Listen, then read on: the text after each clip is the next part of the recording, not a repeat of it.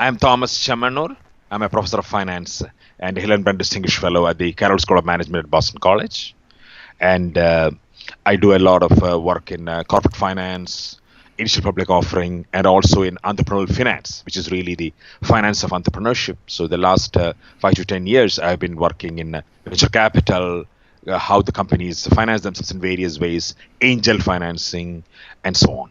I'm originally from India, born and brought up in India. I came to the US to do my PhD at NYU. So I still keep a very lively interest in India. As you know, India is one of the tech areas. A lot of people, young people working, produce a lot of engineers. So I know that many international venture capitalists like Kleiner Perkins from the US go and fund firms in India. At the same time, there is a thriving venture capital industry in India. I know this from the newspapers and so on. So that naturally brought me to the question, who is better? Because Indian VCs, they know the area very well. India is 28 officially recognized languages. So I don't think any American or a British VC will know the country as well. In fact, I won't know that much about a North Indian state, for example, because they're different languages. Mm-hmm. At the same time, the most prestigious US VCs, they have something like some kind of magic ability, especially, let's say Kleiner Perkins. They funded top firms like Google and so on. So if you are an Indian company and you have the opportunity to be backed by a prestigious US VC, that is also very, very exciting. So the natural question that comes is, who is better? Is it a US VC funding firms? There are many firms like that. Or is it a local VC? And they are building up a hierarchy, some experience. Local VC, meaning in the specific context of India, Indian VC, or in China, Chinese VC, and so on. So we want to do an international study saying who is better. So we can think of three categories, right, automatically. VCs have firms having syndicate of local VCs alone. Firms having a syndicate of only international VCs, where we define an international VC as somebody whose home country is not in the country of the portfolio firm. And then you can have a syndicate combining the two kinds of VCs. So that is really what my paper is about. We gave it a playful title saying, do local and international VCs play well together? And then the complementarity of international and local VCs. One of the issues, at least from a finance point of view, is that data is very hard, right? We want to do an international study. I gave India as an example, but we want to give India, China, any kind of emerging country, and also developed countries. We have like a huge number of countries, more than 100 countries around the world. In the sample, we split it up into emerging markets, developing countries. Both India and China would belong to that category, versus more developed capital markets, European countries, South Korea would belong to that. But data is a problem, especially even in the US, when you're studying US firms, still private firms, the US don't have to reveal anything until they go public. But you can imagine these problems multiply when you're having an international sample. So we look at successful exit. One time when they become visible is when they get out, like go public or acquired. So we define that as a definition of success. And then you ask the question, which kind of VC syndicate? When you say syndicate, you mean groups of VCs. Many firms, they are not invested by one VC alone, though some are. Many times you have 4 or 5 VCs joined together. So we define an international VC syndicate as one, which has got at least one international VC, and a pure local VC syndicate as having only local VCs. And you can have a combination as well. So pure international VC syndicates are there, combination, and then pure local VCs. And we ask the question, in the portfolio firm, eventually. So we are studying the portfolio firm, the entrepreneurial firm. And then we ask the question, eventually, which one is going to lead to successful exit? Because many of the firms, even funded by the VCs, fall by the wayside. So we want to know. You can define successful exit as either IPO, which is still the gold standard, initial public offering, or acquisition, that is the second best exit, or either of them, that kind of thing. So we look at what combination of VC syndicates, what type of VC syndicates, local, international, or a combination, lead to the most successful proportion of firms that go public successfully. So that is our basic question. And then we analyze it in many different ways. So let me give you the result. The result we find is that the combination, that is of international and local VC syndicates consisting of that works best in terms of producing the best results. Thinking back, after we found it, of course, it looks very intuitive. Why? Because international VCs have their own advantages. Like, first of all, they have some experience, new areas.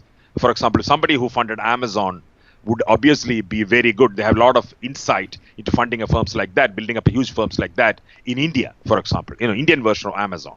At the same time, local VCs, they have proximity. The distance is always a problem. They are local. Also language, like I said, India, for example, many languages, even in China, even if you don't have too much a difference, there are local dialects. Other countries, I'm sure, have their own local issues, which a local VC can understand very well. Plus, the evidence is that from other papers, that VCs spend about average 8 to 10 hours a week with the portfolio firm, with the entrepreneurial firm. So international VCs cannot come. The best international VCs cannot come all the time to India. It takes at least 1 week back and forth for the trip. You come and then you get acclimatized and so on. So they won't be able to come all the time. So you can have local VCs do what we call monitoring or value addition after you invest. So the combination somehow makes sense because both have their own unique advantages. International VCs, they have experience and expertise in the area, which local VCs may lack. And local VCs have the advantage of proximity, knowledge of local markets, and so on. So we found that the combination of the two makes the most sense. After that, we dig deeper. What are the ingredients? Is it a cultural effect, for example? So we control for cultural distance. There are measures based on work of Hofstede and others. We look at other things. But what we find is that one of the crucial things is geographical distance. So if the distance between international VC's home country, where they are based normally, and the home country of the portfolio firm, if it is much more, then purely international VC syndicate don't seem to work. They are less effective. So what do? They syndicate with the local VC to mitigate some of this distance problem. So that's one thing we look at. And sometimes in this methodology in finance now, corporate finance in particular, one of the people asking is, okay, you found an association, but is it causal? Is one causing the other? So we use many different, different methods to establish causality. One is, for example, we look at terror attacks in India. This is specifically work only for India, but I just want to give a very interesting example. So India had there was a period where, this is more than 10, 15 years ago, where some of the big cities, Bombay, became very famous. The Taj Hotel and so on was attacked by terrorists. So that would have made international VCs less likely to invest in the subsequent period. So we want to know if that is the case, then you would expect successful exits. If international VCs play a big role, the subsequent period you would expect. So these are things that deal closed, but they visit less often, for example. You would expect successful in that period, firms becoming, less proportion of the firms have successful exits. Exit means, they go out IPO or acquisition. And that's indeed what we find. And then we use other measures like air service agreements between the various international countries. The idea would be that more than the actual distance, if you have direct flights between the US and some of these local cities, that reduces the effective distance. So we look at, because people have done it in a staggered way, US and other countries and so on, because most of the international VCs coming from either the US and a smaller proportion from the UK, most of them. I mean, there are other countries of the home of the VC. So we look at the air service agreement between US, if you just focus on the US VCs and the other various countries, and we see whether that made a difference, because that reduces the effective distance if you can have a local city-to-city flight between the US city and those places. And we find indeed that has a big effect. So again, we try to establish causality by doing that. So this is basically, and then of course for robustness, rather than looking IPO versus acquisition, or both of them versus, not having a successful exit, we have a smaller sample. We can look at the actual operating accounting performance. We can look at return on equity and so on, just as a robustness. So we look at the operating post-IPO operating performance, and we find that even that is improved when it is like a syndicate of local and international VC. I had a phone call in the background. Shall I turn it off and come, or is it a problem? Actually, I can't even hear it. So. Oh, that's okay. Okay, let's continue. Yeah. So there was another landline which is great. Okay. So that is another way we check our results. That is whether that is a much smaller sample, because many of the international firms, we are not able to get their post-exit performance, but we do get, for a significant subsample, we are able to get the post-exit, typically post-IPO operating performance. And even that we find is improved when it is backed by a syndicate consisting of local and international VCs. So that is the main heart of the paper.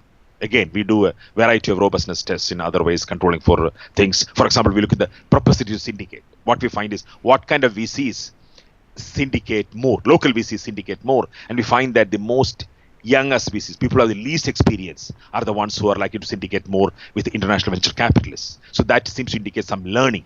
So if you already syndicated once or twice, you are less likely to syndicate.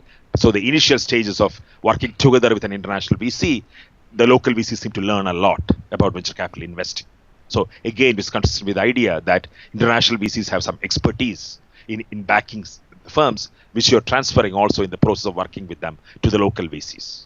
So that is why the joint firms. So international VCs by nature are less than local VCs. So one of the important implications of your study that goes very much to your question would be that if you're a young VC, you're starting out, don't have too much experience, and the firm you're talking about is, for example, biotech firm developing a new kind of cancer drug, you definitely want to partner with an international VCs who has backed that kind of firms in the US or UK or something. So there, what we find is that the initial periods, you have a lot of learning to do, especially if it is a new technology area where you have impact firms yourself. Because VCs have a lot of specialization, they can help a lot. Different industries have different pattern. For example, biotech firms, they don't produce much.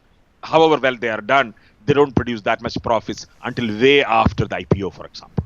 That's well known. So by the time they go public, at least in the US, they haven't made money, and they're going to start making money way after they go. So there are different patterns in different industries. And if you have an international VC who have done it in the US or UK or something very well, you definitely want to partner with them. At least in the initial few portfolio companies you want to take in the area. If on the other hand, if it's a local, very low-tech technology, the VC has done it multiple times before, then obviously there may not be a need, because again, some of it is to do with the profit sharing and so on. So then the local VC is very confident they can do it very well. Also, the local VCs have their own advantages. For example, they can monitor better, they can spend more time there, they can add value. Then there is no need to partner.